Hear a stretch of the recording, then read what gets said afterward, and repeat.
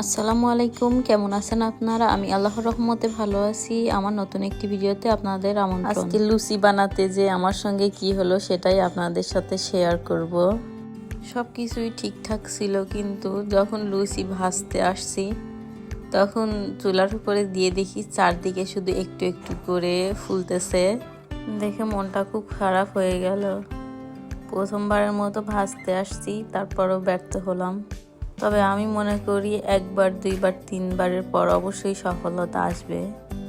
মানুষের জীবনে যেমন খারাপ সময়ের পরে ভালো সময় আসে, তেমন সব কিছুর ক্ষেত্রেই খারাপ হবার পরে ভালো আসে। একবার, দুইবার, তিনবার চেষ্টা করলে অবশ্যই সফলতা আসবে। অবশ্য আমার লুচি বানানোর ক্ষেত্রে একটা ভুল হয়ে গেছিল, সেটা হচ্ছে আমার চুলার জালটা একটু বেশিই ছিল। লুচি ভাজার ক্ষেত্রে চুলার জালটা একদম লো হিটে দিয়ে আস্তে আস্তে ভাজি করলে ওইটা ফোলে, কিন্তু আমার ক্ষেত্রে জালটা হয়তো একটু বেশি হয়েছিল।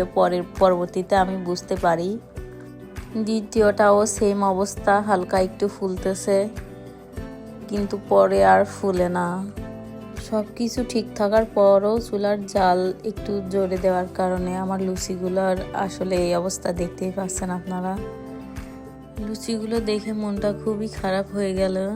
যদিও লাস্টের লুচি হালকা জালে ভাজার পরে দেখছি এটা একটু ফুলেছে, এটা একদম লাস্ট ছিল, যার কারণে পরবর্তীতে বুঝতে পারি আমার চুলার জালটা আসলে একটু বেশি দেওয়া ছিল, যার কারণে লুচিগুলো ফুলে নাই।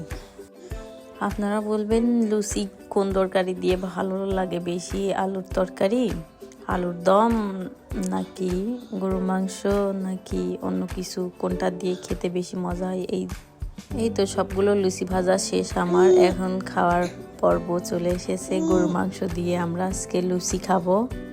সবাই দেখবেন এবং জানাবেন কেমন হয়েছে আমার আজকের লুচিগুলো ভাজা।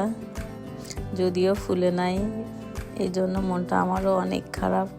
যাই হোক, খাওয়ার মতো হয়েছে, খেতে পারলেই হলো। আজকের মতো তাহলে আপনাদের থেকে বিদায় নিচ্ছি। পরবর্তীতে আবার আরেকটি ভিডিও নিয়ে দেখা হবে। ওকে, আল্লাহ হাফেজ, আসসালামু আলাইকুম।